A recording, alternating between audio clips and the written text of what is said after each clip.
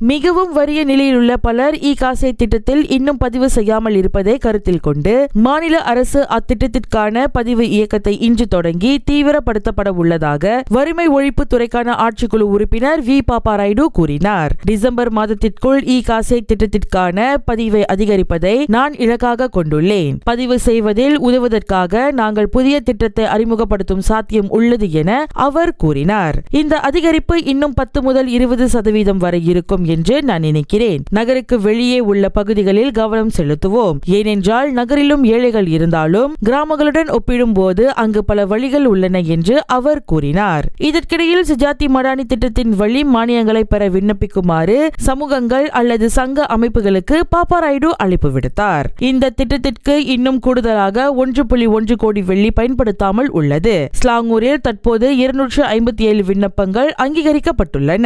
அவற்றின் மதிப்பு 2 கோடியே 7 லட்சம் வெள்ளியாகும் என அவர் குறிப்பிட்டார்.